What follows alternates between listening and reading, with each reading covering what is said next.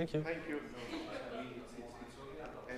Okay, so we are live. Thank you all for coming. Pierre Martin-Dussaud, which you probably remember gave another 2 talks like a year ago, less than a year ago. In January, I think, or beginning of February. Yes. Yeah. Today we talk yet about a different thing, which is, I think, based on a work done with Richard East and John van de Wetering. Yeah. Regarding the diagrammatic quantum mechanics, categorical quantum mechanics, and its possible applications in quantum gravity. Thank you, Pierre. Thank you, Marius. Okay. Welcome, everyone. Thank you to be here. I'm going to talk about this. The title is just to make you come, but then I will explain what this is meant to be. So I will first explain one word in this title, which is Bob. Okay. So I would like to know among you who has ever seen a talk given by Bob Cooker. Okay, so maybe half of it. I know that this talk is also being recorded, so if ever Bob sees me like maybe in 10 years, I just say hi to him. I put a picture here for those who don't know him yet. And Bob has many projects, many ambitions, and one of these ambitions is to make quantum mechanics just like a child game. And he has started a long time ago with a kindergarten quantum mechanics, and then he has polished it. It became somehow ZX calculus. Then 10 years later, he published a big book with Alex Kissinger, which is called now referred to as the Dodo book. And very soon, for Christmas, there should be a new book, which apparently is even more simpler in its content. And so Bob pretends to explain quantum non-locality with pictures like that, you know. Well, it's not maybe self-obvious, but this is the kind of thing that he wants to do. And he says that computation can just be simplified if one uses graphical calculus to do quantum mechanics. So when seeing such formalism of ZX calculus, maybe you may be a bit skeptical and wondering whether these toys can actually be useful. But of course they are toys, so maybe toys are just meant to play and not really to be useful. But me, I'm coming from quantum gravity, and so I would like to know if I can somehow use these toys to do something useful for quantum gravity. So in quantum gravity, we have 2 big questions to be solved. The first question is how to get funding. Okay? And in that respect, ZX calculus somehow is successful, because as Bob says, you know, we are receiving a lot of money from IBM, Google, BMW, Mac, Intel. And so that's a first good point for ZX calculus. And now the other big questions of quantum gravity is how to compute a transition amplitude. Okay? And this refers, for instance, to the computation of black to white hole transition, which is a big project which started a few years ago in Marseille, where I've done my PhD thesis. And now it's continuing also in London, in Canada. And you know, during my PhD thesis, I've been a bit of a coward because I've always resisted the temptation of going to numerical computation. And so all my friends, like Giorgio Sarno, Pietro Donna, and all others, they have done numerical computations to compute this transition amplitude and using code, Python, things that I'm really not aware of. And this is very hard. Though they have been able to prove many things, numerical simulations in quantum gravity is really, really hard. And so my dream, the dream that I have for them, is to say, maybe there would be a way to translate, to express the spin foam amplitude in terms of ZX calculus. And then ZX calculus somehow is meant for doing quantum computation. And maybe there would be a way to make all these computations of my friends much easier. So that's my dream for them, and this was somehow the initial motivation that I had when I started this project. Now, this is the summary of what we've done in this work. It's a connection that we have explicited between three different kinds of graphical calculus: Yutsis calculus, Penrose binor calculus, and ZX calculus. I ordered them in a triangle because somehow I've been told that it looks nicer and it looks like something deep has been done, you know, when you have a triangle or a trinity like it. Actually, it's not exactly an equivalence. It's an embedding. Yutsis calculus is embedded within Penrose binor calculus, and Penrose binor calculus is also embedded in the ZX calculus. There were already connections which were kind of known. In spirit, they were known, but technically, when you need to write things down, you had somehow phase problems that we clarified. But then the major embedding that we have done is this direct translation of diagrams like this into diagrams like this one. Now, before I go a bit deeper into the result and show you the nitty-gritty, let me make general comments about graphical calculus. First, some motivation. Why do we do graphical calculus? Two reasons. First is because when using diagrams, we can use the 2 dimensions of a plane instead of the just one-dimensional lines of computation that we usually have. So we have 1 degree of freedom more, and this can be very convenient to shorten the notations. And the second reason, which is related, is because pictures are maybe more easily to grab with our mind, and so to understand some reasoning, it can be helpful. A very well-known use of graphical calculus in physics are the Feynman diagrams, you know. This is what you can get in QFT when you want to compute the amplitude of some process, of scattering process. Well, that's not very convenient to read. If you draw a Feynman diagram corresponding to it, it's much nicer, like you understand somehow the structure of it. Then, what do we need to have a good graphical calculus? Well, at least 2 things. First, we need a one-to-one correspondence between the diagrams and the analytic formulas that we want. We want our graphical calculus to be a faithful representation and also to be complete. First thing.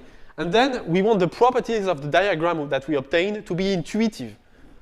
In particular, we want some kind of planar isotopy. What this means is that if we make deformation, slight deformation of the diagram, we want that the value of the diagram stays the same. We want indeed to be able to draw it so that there is no ambiguity. Finally, 2 disclaimers about graphical calculus. First, in practice, you never really compute with diagrams.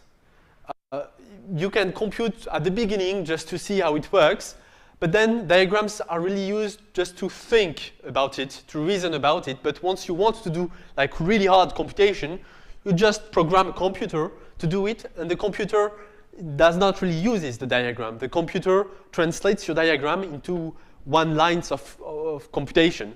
So that's first disclaimer. Second disclaimer is that using diagrams doesn't dispense you from doing physics, actually.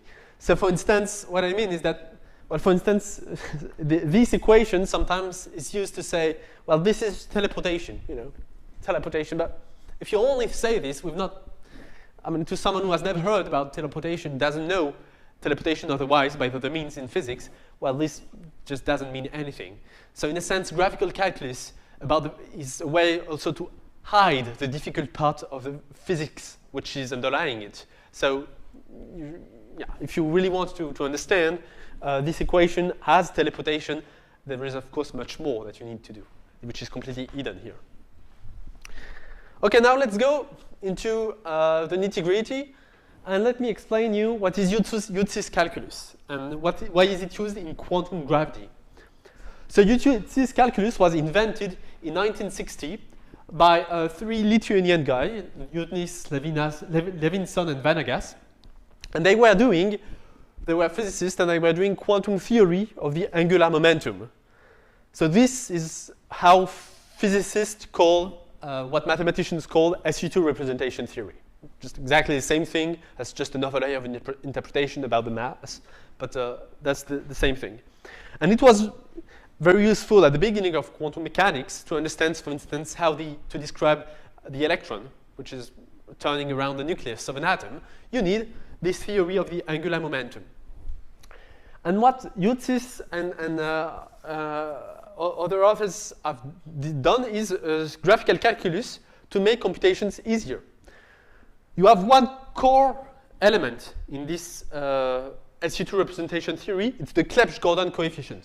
You know them, right? Clebsch-Gordon coefficients, they have various alias. It's not exactly the same, but somehow it's very closely related.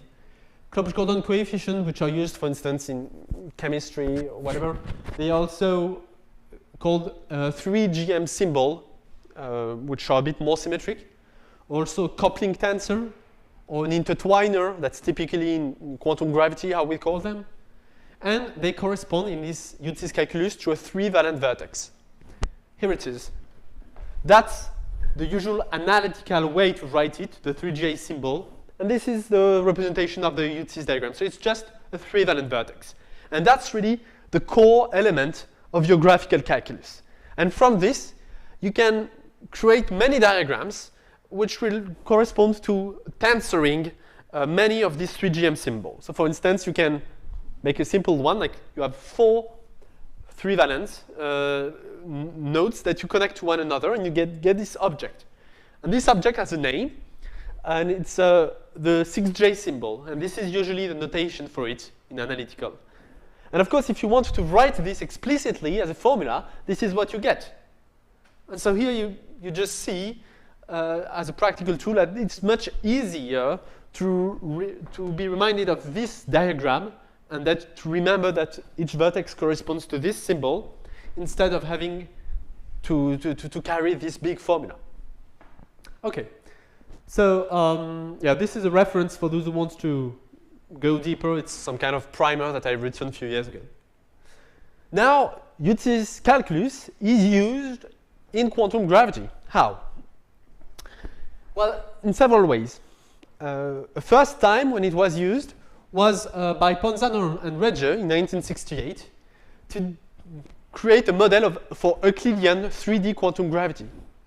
So this is a partition function for quantum gravity, and it appears as a sum of many spins of a product of many elements on a topological structure. I'm not entering the details, just to give you the idea. But what matters is that we are making a product of many, many 6J symbols, such objects, which are labeled by J's, which are spins that we are summing over. And this was the first model for quantum gravity. You may be wondering why. Why should this be anyhow related to quantum gravity? And the reason is because it was proven this relation in a large spin limit. So when the value of the J that we are associating here to the links go to infinity, we are having this behavior for the 6J symbol. So what do we have here? We have the inverse of the square root of the volume of the tetrahedron. So which tetrahedron is it? Well, it would correspond precisely to the geometrical tetrahedron that is represented here. You know, here I showed this just a graph, but you can also think of it, this picture, as a tetrahedron. And you say that the spin corresponds to the length of the link of the tetrahedron. And you have a geometrical tetrahedron, you have this volume, and it enters in this formula. And then what's more important is this exponential to I times the action. And which action is it? It's the Regge action, which is a discrete version of Einstein-Hilbert action. So this is the relation. Because if you plug now this inside here, what you get for the partition function is some kind of a path integral for gravity. You are summing over all the possibilities of exponential to I, the Regge action, which corresponds to the action of GR, discretized. So then later, this result was a bit generalized to 4 dimension. That was done by Oguri in the 90s. And you see what it's doing, it just is replacing basically this 6J symbol by another symbol which is built exactly the same way with a Yutsis graphical calculus. And this one, it's a 15J symbol. Yeah. and you have similar results. And finally, in a different way, Yutsis calculus was used by Carlo Rovelli and Lee Smolin when they reintroduced the spin network in the context of loop quantum gravity.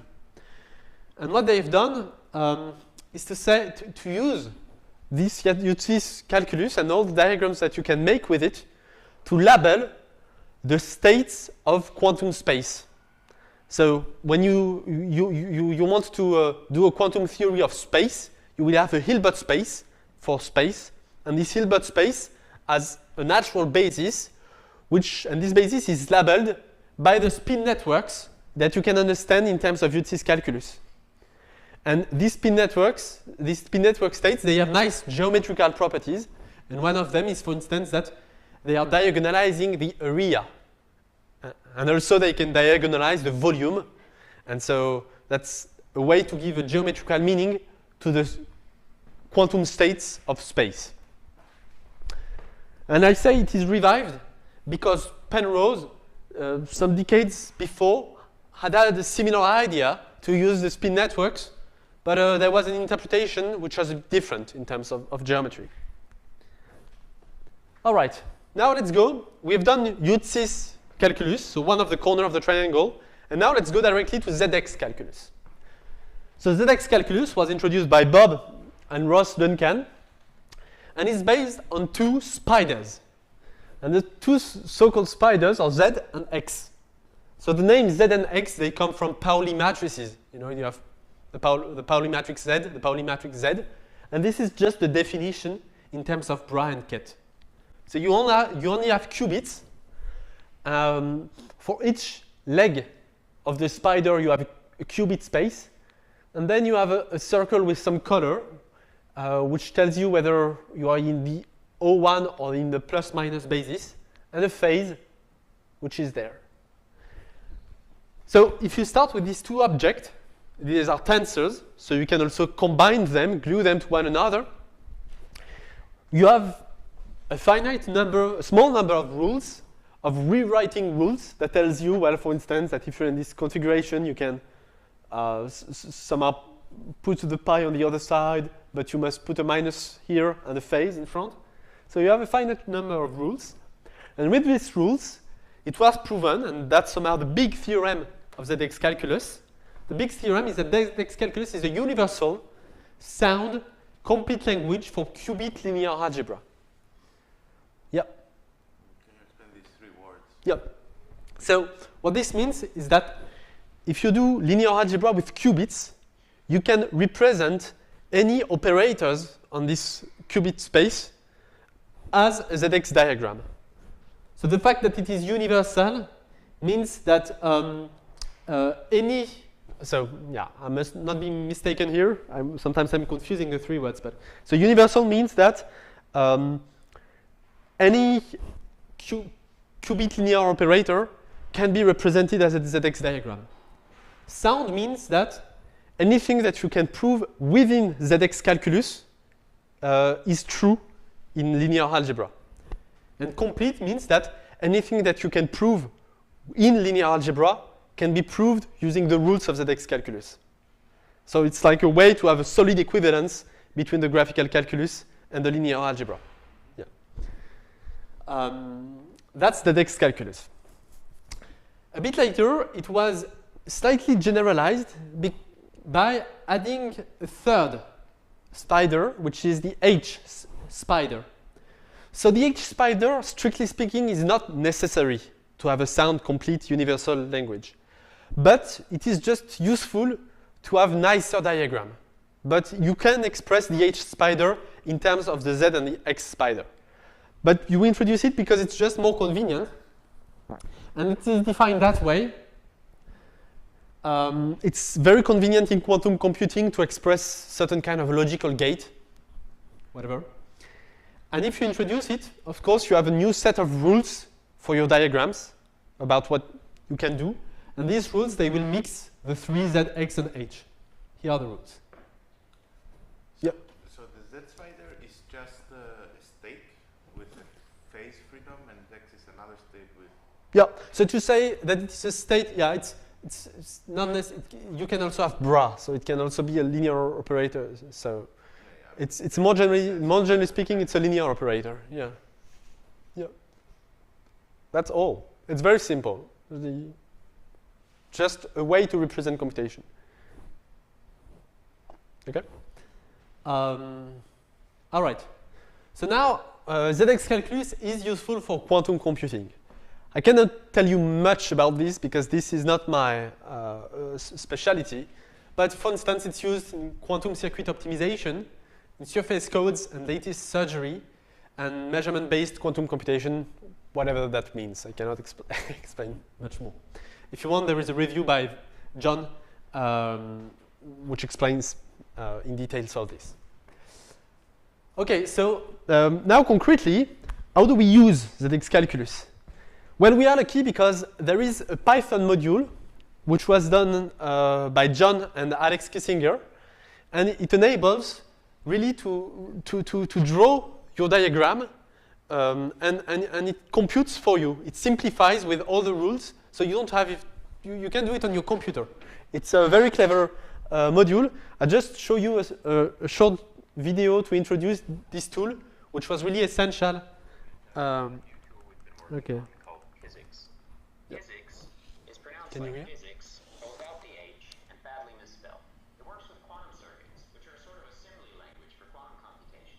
They consist mainly of primitive quantum operations, or gates, applied in sequence to some quantum data. Gates take time and introduce noise, so if we can do the same computation with fewer gates, we win. This is called quantum circuit optimization. A simple way to optimize circuits is to transform them locally using some equations. We can come up with lots of such equations. And lots, and lots, and lots. Or we can do something smarter. Our approach is to cut gates into smaller pieces, called spiders.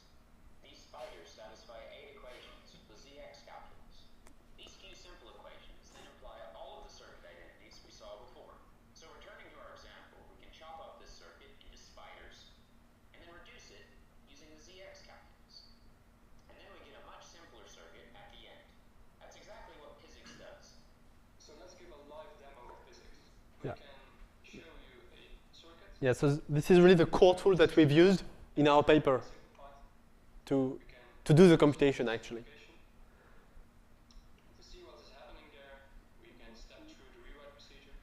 So it really enables you But what it ends up with is no to use the rules. circuit, but luckily we can still get a circuit out of it. Let's do the same thing with a more complicated one. We can still simplify it, and we can extract a new circuit from it.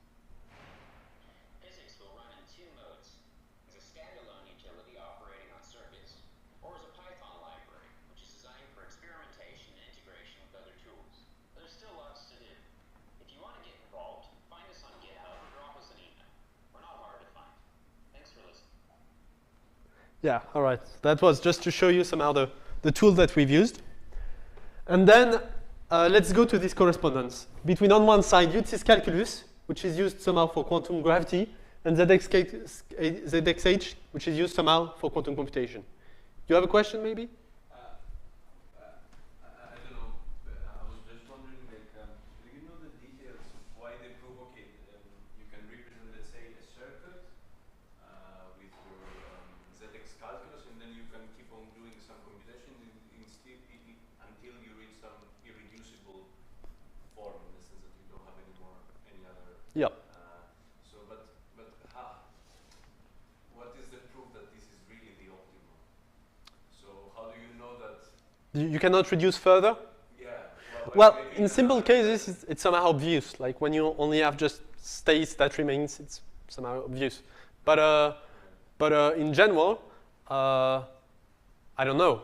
I'm not a computer scientist, but my guess is that this is, generally speaking, a hard question to know if you can optimize further or not. Yeah.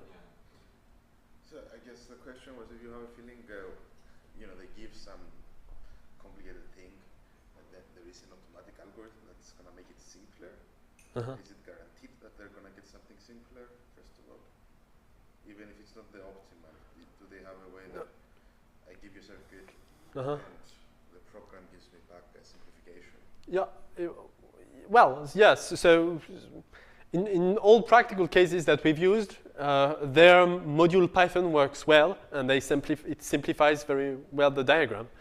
Now I guess that in very hard situation, maybe we can run into troubles, and it just gives a new diagram, but we don't see that it's clearly simpler. I can imagine this is possible, yeah. I would say that maybe even the notion of what is simpler or not is what we need to start with, because Yeah. you need to make a choice It's on not- the basis of things that you're going to use, and maybe counting how much of them you need. But Yeah. it will depend on which.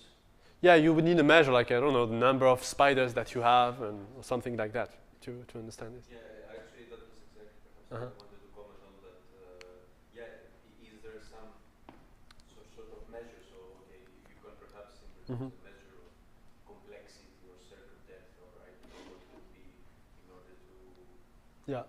argue about like how complex or Well, this I don't know, but this is a question to be asked to John, who was really the one who coded the physics behind. Yeah. Okay, so now let's try to make this connection between these two things that I've explained, Yutsis and ZXH. If we want to what we want to do really is to translate Yutsis into such kind of diagrams in a ZXH diagram. We already know that it is possible because of the proof of completeness and universality of ZXH calculus. We know it is possible to do it, but now we want to do it concretely. In Yutsis diagrams, we have two basic elements, very simple, just links and nodes. So we need to translate links, we need to translate nodes, and see how they fit with one another.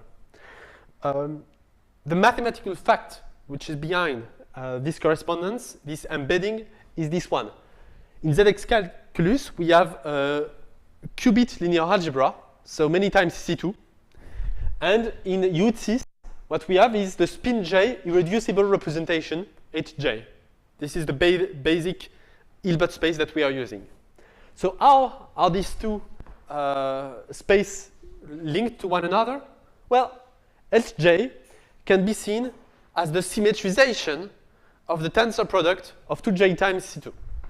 So the basic conceptual thing in our construction is to translate this symmetrization operator in ZX calculus.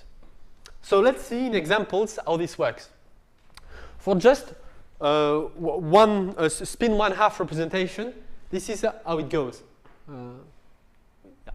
It's very simple. We just get 1 pi here on a green vertex. So the green corresponds to the Z, I think. I always confuse green. Yeah, green is Z and red is X. So this is a pi Z. Now for the spin 1 representation, so this is a link in Yutsis diagram. On the left it's Yutsis, on the right it's ZXH.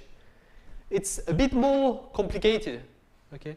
Because this here operator that we see corresponds to the symmetrization operator of just 2 lines. C2 times C2 would just be 2 lines. But we need to symmetrize it, and so we put these intermediate lines and intermediate box to make them communicate and to have the symmetrization of the space.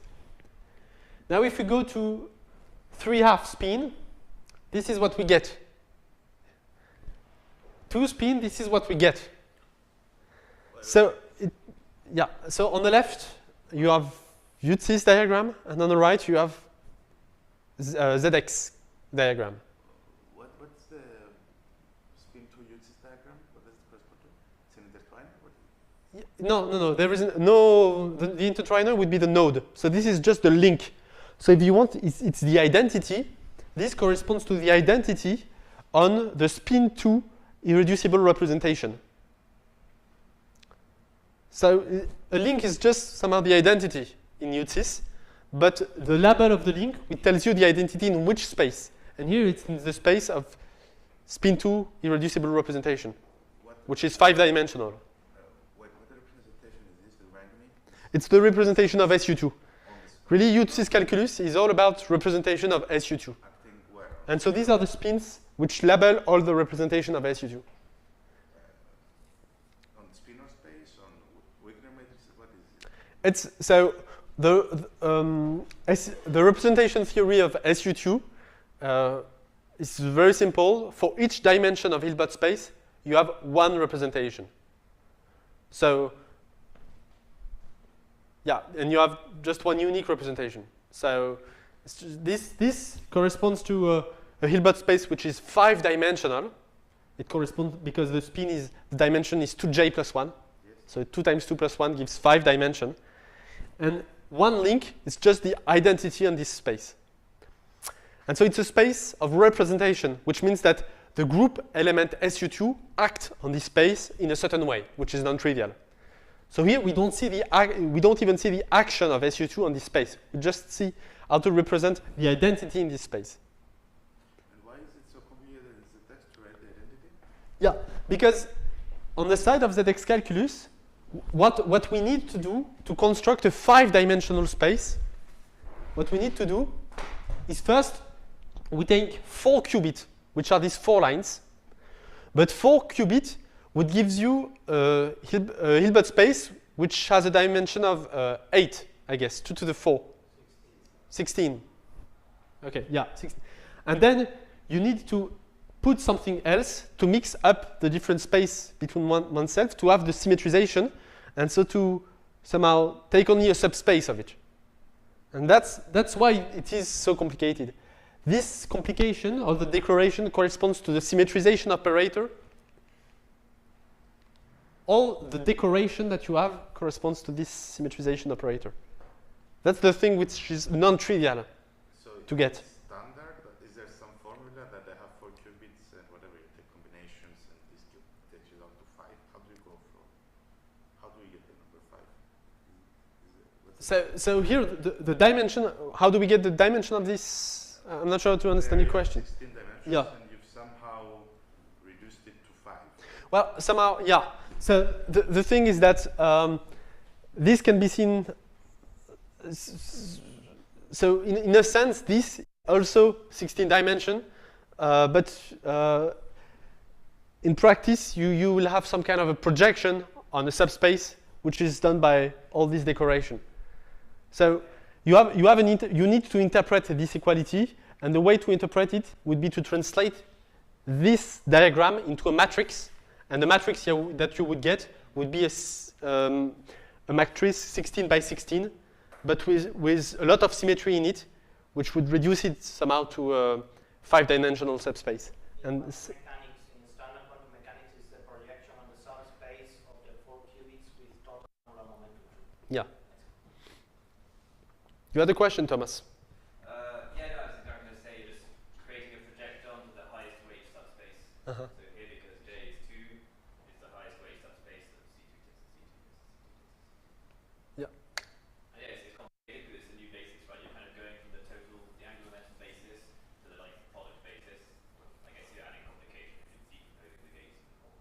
Yeah, I think that's. Yeah, So exactly. you take C2 4 times, and you project on the highest weight subspace. Yeah, and I think that's right to get down. Yeah. Good. And is this good? I was. Do we like this? Does it seem useful to get the identity? Well, at least this is what we have. I mean, it's just like a result. This is the correspondence between how do you represent this very simple Yutsis diagram in ZX. Well, this is it. Was there a question of whether this would be possible, or was it just a question? No, we knew it was possible, but we had to do it. This was. And is there a procedure you have, or did you just play around? Yeah, I come to this in a second. And yeah, you have a question. Like, what is this circle, the green circle, with just a single line? With a single line. Yeah, like a spider with a single line. Yeah, so it would be, if I go back to here, it would be here. So here it was pi that we had. And if you just have one line, it's just 0 ket, 0 bra, 1 ket, 1 bra. Here. That's an operator. One leg here, one leg here. It's an operator. Can you go back to the Yutsis line? There you have this the first line, this 0, 0, minus Yeah. 1, 1. Yeah, it's there. Yeah. But then you have 2 lines, so I'm a bit confused. In the next, you're meaning in the next Yeah. one, the one coming out of the yellow square. Yes, now? yes, yes. Here. No, no. What's the matter? To the other squares, the first one on the left, it has a popping up. Ah, here, this. That's your trouble. This is just a state. Or a linear form. When you just have one leg, it's just a state. Like it's this one would correspond to 0. No, 0 plus whatever. I never know. But it's just a state. Okay. Yeah, thanks. Maybe I can just. I think the way that I understand the fact that it doesn't have an output wire. Let's say if I read it like this, right? So a state, in some sense, I mean, it's if you think about, let's say, like the way that we represent the state in a circuit, right? So you have one object and you have only one and not one input. Also. So you have sort of a map from the complex numbers to a Hilbert space. Here you have the opposite sort of, right? So that would be measured. The opposite. I don't know if that makes any sense. Okay. So these were some kind of examples to see for small numbers how this work. So at first, Marius, we just played around. And Richard East and John Vettering, they have more intuition about it because they are used to manipulate these things. And somehow to them, they have an understanding somehow the symmetrization should look like this for small cases. But the question, which is not easy, is that how do we generalize it? And we are starting to see some kind of common feature. For instance, this one is included in this one here, and it's also included here and here, but twice. And this one is also included in this one. So each time what we are doing is somehow adding a new line below, and we need to build a new operator that way, which is based on simple symmetrization, but with something here that we need to understand. And of course, there's also a factor in front that we need to understand too. Yeah. So there you have a pi Here. in two of these Yes. things. In the other one you don't have. So are you specifying the phase that has to go in the ones that you're not writing pi, or what is that phase? When there is no phase, it means that the phase is 0. Ah, okay. It just means this. Yeah. So if we go to a 5/2 spin, this is what we get. And you see, again, we see the same kind of procedure. So now we need to understand basically two things to make the constructions very general. Two things are the factor in front, how do we compute it, and this kind of object that we plug on these gates in order to have the right symmetrization. And so we have found a way to predict this in general situation. So for this object that we call the crown, we have an algorithm here, and for the prefactor we have a formula. Okay. So, well, it was found by understanding somehow how it works. So it's not like a guess; it's really understanding. This you don't guess it. Yeah, it's not the floor function, but it's the scaling function. Yeah. On log 2 of I, and I is the index which is summed over. Yeah. So that's the thing, you know. So we have a standard procedure now to translate all the links of Yutsis into ZX calculus. We have this part of the embedding. But Yutsis calculus is two things. We need the links, but we also need the nodes. And so we need to understand how to translate the nodes. But we are fortunate on this. It's very easy. The nodes here really correspond to just plugging in a unique way. There's somehow a unique way to do this plugging between the three links. We have three links, and there's somehow a unique way.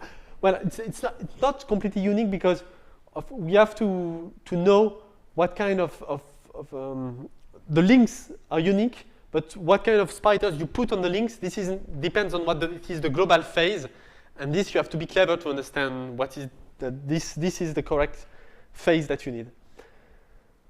And of course, you have a prefactor in front, but that's okay. Yeah. So we have the links, we have the nodes.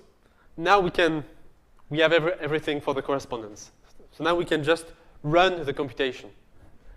So for instance, you want to compute this 3GM, so that's a Clebsch-Gordan coefficient for some value of the spins. In Yutsis diagram, it is represented by that. And now we don't want to use the standard table for Clebsch-Gordan coefficients to compute it. We want to use physics, so the Python module for ZX diagram. So we translate this into ZX calculus. That's our procedure. And then we put it in the code, and we get the right answer at the end. So this works. We can also try for another object, like this 6J symbol, that you would represent that way. So with the rules that I've just shown to you, we translate it. This is what we get. You put it in Python, and Python gives you the answer. That's it. All right. So that's actually all. That's what we've done. Okay. So this is the triangle again. I've not told you about Penrose binor calculus because I wanted to be short on my talk, but somehow we went through Penrose binor calculus to understand many things, and going through that way, we have also understood with more precision what is the embedding of Yutsis calculus into Penrose diagram. And this is where we are. Many questions, many things are open. For instance, one nice thing to do, we almost have it. Is to translate the geometric operators that we have in LQG, like the operator of volume and area, to translate them precisely in ZX calculus. Another thing, of course, which is part of my dream, would be to, for the moment, what we have done is only spin networks. But if we want to do transition amplitude, we need spin foams. And so we need somehow to level up what we've done to be able to translate to the full spin foam into ZX calculus. And this is far from obvious because when you go to spin foams, instead of having just SU2 as a group, you have SL2C. The representation of SL2C much more intricate. It's a non-compact group. So that's far from being obvious. And then, of course, even if we have the translation into ZX calculus, it is not so obvious and direct that it will be useful to do concrete computation. Because, well, between ZX calculus and quantum computers, you have many steps to be done, which we could run into troubles for some theoretical reason I will not explain now. Yeah, so that's all I wanted to explain to you now. Thank you for your attention.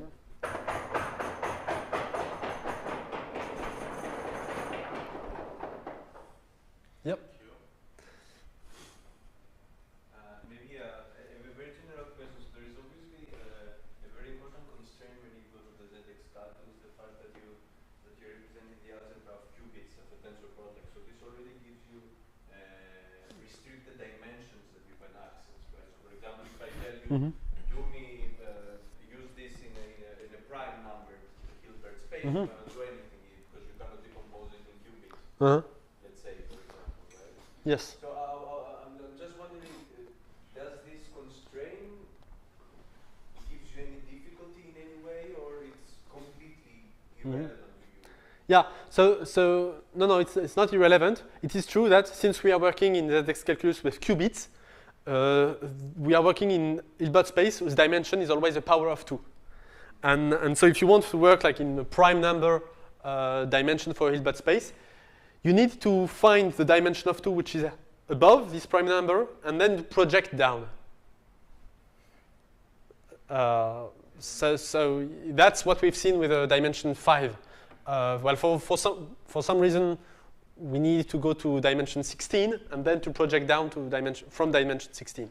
But it is possible to make this projection quite easily. It is just that, of course, the operator that you will have will be somehow redundant in a way. In relation to that question, because you found a general recipe for doing that projection in the case that you're moving from by symmetry you said in order to do it by symmetrization, you need to go to the maximal total angle. You are going to the maximal total angular momentum projection. Therefore, for total angular momentum 2, which is dimension 5, you need at least 4 qubits. Mhm. So it's dimension 16. Could it be? But in principle, you could find a 5-dimensional superspace already out of 3 qubits. Yeah. Would that be easier? Well, To just go into the dimension that is So, not the yeah. So I don't have any intuitive explanation for why we need to go to 16 and 8 is not sufficient. But you need to, or simply it's more convenient because you can always project. Yeah, subspace this and I don't know. But isn't what he said that if you add the 1 half 3 times the 1 and a half, you want to go to the 2. Yeah, because you want the subspace to transform irreducibly from the SU2, right? So this 5-dimensional subspace of your like Yeah. 8-dimensional thing, and it's exactly 8 dimensional coupling rules. Yeah, yeah, You yeah. went half. Yeah. Can you go back this slide that you went fast that was complicated? Yeah, no, further? No. Go forward. Yeah, okay. Here. What did you do here? What is this? So several steps. We want to compute this 6J symbol Okay. that we use in quantum gravity, Ponzano Regge, for instance. Wait. This specific one? Yeah, this specific one with 2, 2, 1, 1. Why do we care about the specific one? It's just to give Well, yeah, just to give an example of a computation. Like somehow, if you want to run a computation, you need to specify your variables. Okay, but you can do it for any J's in there. It doesn't have to. Yeah, we have the procedure for any J. If I put 6 J's there, you can. Yeah, but then you cannot draw it with infinite, with arbitrary. If you want to draw a picture, you will need to specify the J. Okay, but if I put 6 arbitrary J's there, Yeah. do you have Yeah. an algorithmic procedure that gives me a thing like Exactly. So, yeah. So this step is just a Yutsis calculus, although I translate this object in Yutsis calculus. And this step is what we have doing in our paper, is showing what is the algorithm, the translation from this diagram to this diagram. That's our paper. And this last step here is the physics module. Good. Which Why isn't the conclusion that Yutsis calculus is more efficient for representing these things, given that it's that and the other one's that? Well, the thing is that Yutsis calculus is an old-fashioned graphical calculus, which is used in books, like just to draw for yourself or in spin networks. ZX calculus is connected to a full world of quantum computation, and many things are done with ZX calculus. So it's a continent which we hope will have, apparently Bob claims that it has already many applications in the domain of quantum computations. I don't know the details, but Okay. we are connecting one small graphical calculus to something which is now a continent of graphical calculus, a big thing. Okay, and I don't know this, so also a question for the audience. So this circuit doesn't seem to have a beginning and an end. So how do you actually calculate this on a computer? Oh yeah, yeah. So that's precisely because we get a scalar at the end. We get a scalar because you have no input, no output. So it's closed.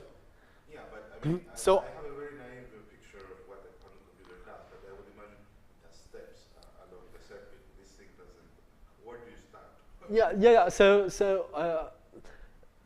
the thing is that you start with this diagram, and then you are going to apply the rules of ZXH calculus.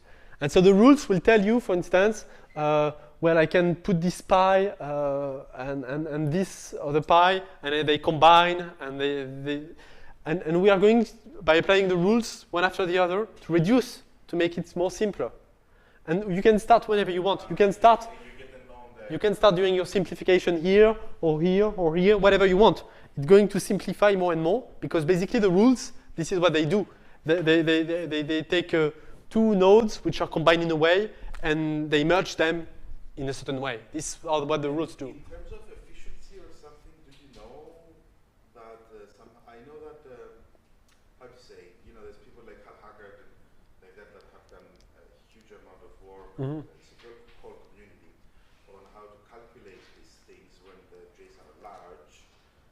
Do you have any idea of something of the type as the J's scale, let's say with the lambda, all of them together, the complexity, whatever the time that it would take to calculate this thing? Well, as it is for now, the efficiency is very, very bad. But the reason is because when we want to compute this, we are using physics. And physics is just a module which is like a program on a classical computer.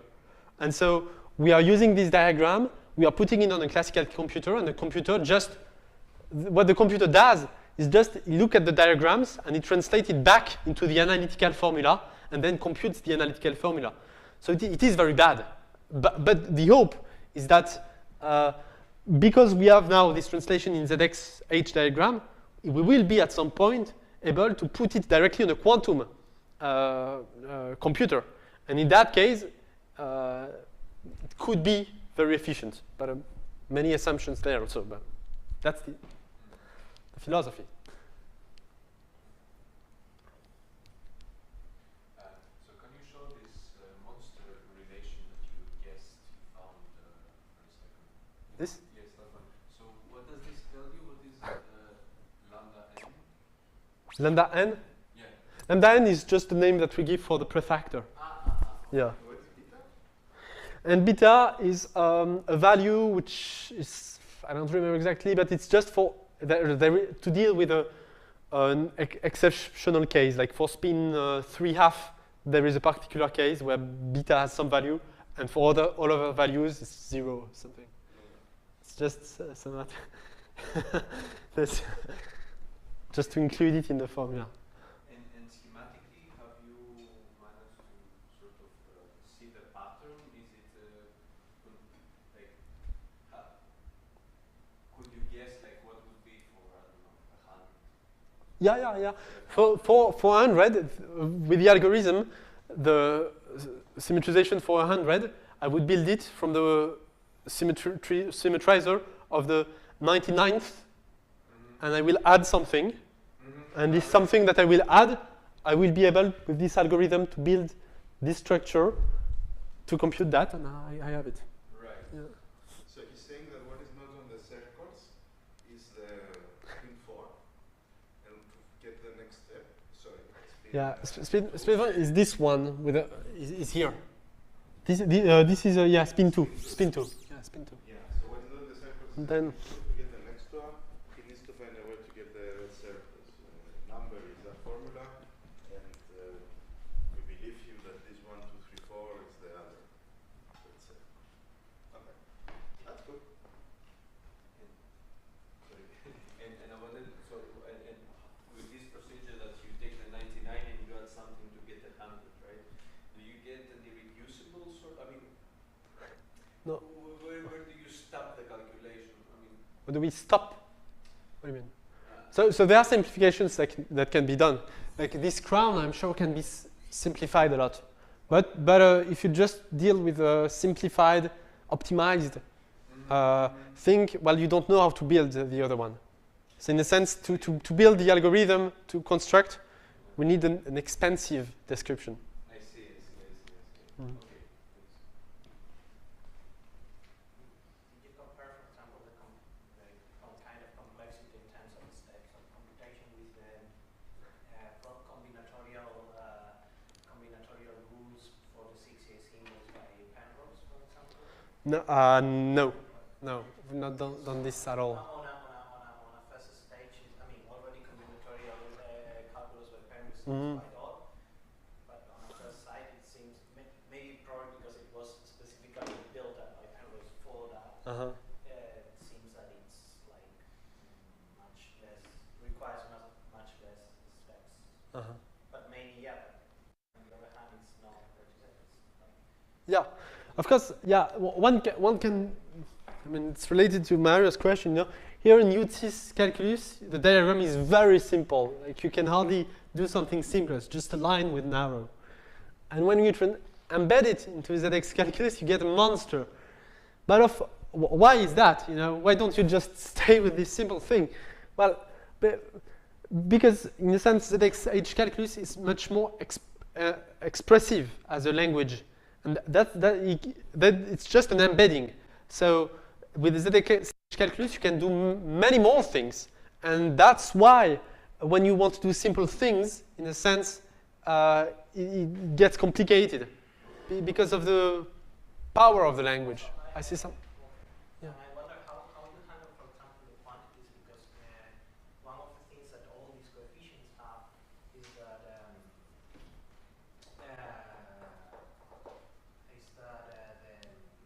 coefficients, I mean, Clark's Gordon, CCA, and JC, all the irrationality, the highest irrationality we have is in square root at most. For that, the irrational numbers. So that's why Penrose could come up with combinatorics, right? Because you have a rational number and then you put the square root, and that's all to it.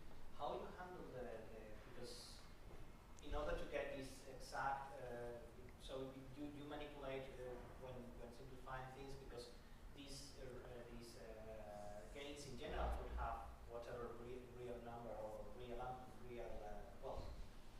phase you could wish. How you manipulate things?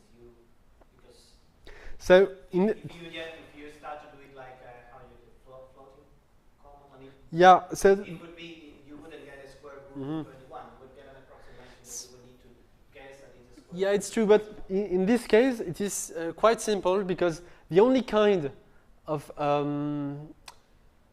spiders that we have, their phase is either 0 or pi. Okay.